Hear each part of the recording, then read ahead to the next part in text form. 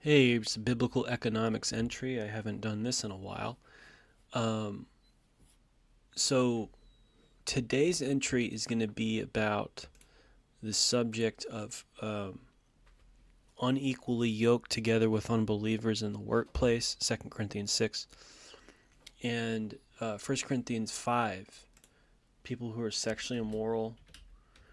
And, that includes people who are, watch porn without any questions whatsoever, right? Or use sexually immoral language. Don't think twice about it. Um,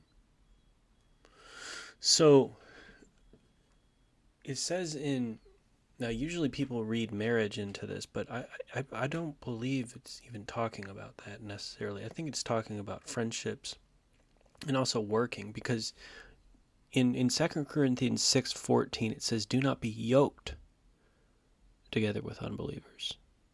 Well, that's referring to two oxes plowing a field together. That's work. So I see that. I say, don't be a co-worker with an unbeliever. That's what I see in that. What does righteousness and wickedness have in common? 2 Corinthians 6:14. It's not hard to figure out what an unbeliever is. All right. They are usually atheistic. They have anti-Christian attitudes, and they will religiously discriminate against you because you're a born-again Christian and don't cuss like you do. That's usually what it boils down to. That's all you need to know. They can say that they go to churches and stuff, but they don't have a born again lifestyle. It's not about being perfect. It's about there's a difference. There's a difference between righteousness and wickedness. There's a difference between light and darkness. Described in 2 Corinthians 6:14. It's there. It's not perfection. Let's not entertain thoughts of perfect versus imperfect. We're not talking about that. We're talking about major differences between righteousness and wickedness, major differences between light and darkness. People that lie as a lifestyle, people that use frequent profanity and blaspheme God's name, who have absolutely no fear of God, okay, who have absolutely no spiritual sensitivity at all, okay, that's what we're talking about, and who make fun of and persecute people who live for the Lord. Okay, God says in 2 Corinthians 6:17, come out from them and be separate. Okay, so our economics should not be based around tolerance if we can do anything about it. I want to put that on there as a condition. If we can do anything about it. Uh, Abraham went into Egypt, and according to Josephus, was a math professor in Egypt for a while and came out of it with great wealth, although he was separated from his wife the entire time and probably left a bad example for Lot to do what he did when going off to Sodom. Was that the best idea? Probably not. But he did it, and God helped him get out of it. After that, we know that Abraham became a livestock farmer, and he was a totally self-employed Christian entrepreneur from there on out.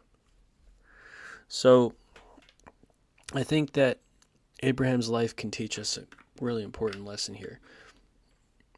I lost touch with my Christian business that I started about a year ago, a year and a half ago, because I was only locked into one industry. And I had been coached by a small business consultant against that. She was right. You never want to just lock yourself into one industry because it could be the difference between life and death in your business. So I believe I found myself a way back, and there's a Australian market research firm called IBIS World, IBIS World, IBIS World. They've been around for 50 years. And I found an article that they created called The 10 Fastest Growing Industries in the U.S. And they are solar power, hybrid and electric vehicles, gambling services online. I don't agree with that. 3D printing, 3D printers, SEO and internet marketing, natural gas, solar panels, office staff and temporary agencies, and chemical products. Those are the top 10 in that order industries right now in the U.S. Well, guess what's not in the list? Software. And that was my industry. I had been doing software projects for software companies, cold calling projects for software companies for something like 3 years, and all of a sudden just fell off the map. That industry just went kerplunk because of this AI revolution thing, and tons of software programmers just suddenly got fired, and they still haven't recovered from that. And so, as you can see, in the top 10 industries, IBISWorld does not have software companies on the list. It's been completely bumped off. Right. So one of the things that I've come to learn is have IBISWorld in view. Keep on using IBISWorld going forward. I trust IBISWorld now because I've already gotten 2 projects in these industries that IBISWorld puts up. I did a cold calling project for a electric vehicle charging station company, and I just recently did a cold calling project for an internet marketing company. So I believe that there's accuracy with IBISWorld's reports, the 10 fastest growing industries in the U.S., and I'm going to be going with that for a while now. So if any of my industries drops off, I'm just going to go and prospect into another one. So that issue is so, if you want to have an airtight self-employment experience, you've got to have data like this. This is so important because if you don't, it's the difference between you working for the Lord and you working for the devil. I really do believe that. Now, obviously, there's plenty of self-employed people out there that work for the devil and work for themselves.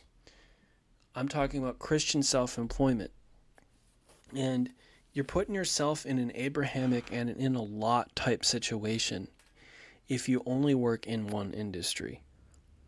Because basically you're saying all that has to happen is that industry goes through some sort of a dramatic change and I can't get business anymore. And now I've got to go back and work in the world again and be unequally yoked together with unbelievers. And that's what happened to me. And it was a real trap. Thankfully, because I'm a remote worker, I didn't get too pulled into it. But it became an issue, a drama issue of a lot of deceptive activity and discriminating, harassing activity, even though it was from a distance, even though it was from my home. I felt such oppression from it, and I'm free. I'm free from that now. Thank the Lord. He's given me another industry to prospect into. I feel very confident about the digital marketing industry now. I'm going to look at 1 Corinthians 5, 9 to 11. Actually, no. 1 Corinthians 5, 9 to 13. I wrote you in my letter not to associate with sexually immoral people. Not at all meaning the people of this world who are immoral, or the greedy, or the swindlers, or idolaters. In that case, you would have to leave this world. I'll get back to that. But now I am writing to you that you must not associate with anyone who claims to be a brother or sister, but is sexually immoral, or greedy, or an idolater, or a slanderer, or a drunkard, or a swindler. Do not even eat with such people. What business is it of mine to judge those outside the church? Are you not to judge those inside? God will judge those outside. Expel the wicked person from among you. Okay, what are we talking about here? We're talking about 2 environments. One of them is the business world. The other is the church. All right. If you're in a church setting and you have a Christian brother or a Christian sister, but they're sexually immoral, they're porno watchers, they're fornicators, they're adulterers, they're greedy, they're idolaters, they're slanderers, they lie about people to defame their reputation, they're drunks, and they cheat at business, do not even eat with such a person, even if they're at church. Don't eat with people like that. However, if you run into people like this in the business world, right? Paul says, I'm not saying you can't associate with those people. Now, what does he mean by associate? Well, I don't think he means being buddy-buddy. But what I do think he means is whether you're a carpenter or a fisherman or a tent maker, your customers are going to be in all these categories. He's not saying you can't make a tent for a gay person. You can't build a house for a gay person. Don't sell fish to gay people. That's not what it's saying. It's saying if you made rules like that, you would have to leave this world, because there's no way you could even know that half the time, right? When it comes to business ethics, neither Jesus nor Peter nor Apostle Paul ever asked such questions of their customers, right? We serve all people with the golden rule, and we treat everyone as we would like to be treated when it comes to customer matters. But when it comes to association with brothers and sisters in the body of Christ in the church, and they're living just like the worldly people do, okay, you're not supposed to eat with those people even. You're supposed to expel them from the church. So there you have it. Now, what do you do with co-workers? That's a different story. Because Paul's writing this as a entrepreneur who makes tents for people. He's not writing this as a person who works under a manager. Now, he does have a section where he talks about slaves and masters. But what we're talking about in modern times, we're not talking about either slaves and masters or entrepreneurialism. We're talking about W-2 employment, where people are working under worldly businessmen and think this is the only way to make money. Let's come back to this again. 1 Corinthians 5, 9-10. I wrote to you in my letter not to associate with sexually immoral people, not at all meaning the people of this world who are immoral, or the greedy and swindlers, idolaters. In that case, he'd have to leave the world. What's he talking about? He's got to be talking about business activities. He's got to be talking about that. He's got to be primarily talking about the customers that he serves when he makes tents for them. Right. Put a smile on. Service with a smile. Don't ask questions about their lifestyles. Just make that tent and bless them. But when we're talking about going into a company and the work culture is so ingrained to the point where, like, we're all supposed to be bros and go out to the bar together. Okay, that's taking it to a whole nother level. You're not supposed to eat with such people, right? You're not even supposed to eat with them, right? People don't eat with their customers, generally speaking, right? They come up to the desk, they buy the product, and then they go. At the cash register, they go, right? You're not eating dinner with a customer, right? So when the association is so close that you eat with people, okay, this is when it's wrong. And that seems to be the rule, the guardedness. It's like it's at the point where you're going to actually go to a restaurant with the person. Okay, this is too much association. And that seems to be the rule. So whatever your idea of self-employment or Christian entrepreneurialism is, just remember this guideline.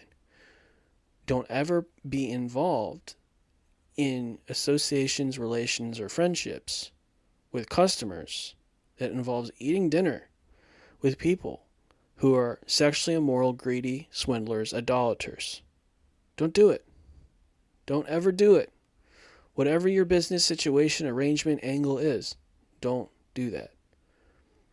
It doesn't matter if you're building houses or selling fish or selling tents. Jesus, Peter, and Paul were able to do all of these things without sitting down and eating with fornicators and swindlers. And unless it was to call them to repent from their lifestyle. Their money was not wrapped up with that. They provided a service and they got compensated for it. End of story. And so the independent contractor 1099 model is the New Testament model of making money for people that are following God. Not what we see today. 10% of people in America are self-employed today. So you really have to go out of your way to do this. You have to really be intentional about it. And one of the biggest things that I've learned in the past year and a half is you got to have a resource like IBIS World and have the 10 fastest growing industries at your fingertips at all times.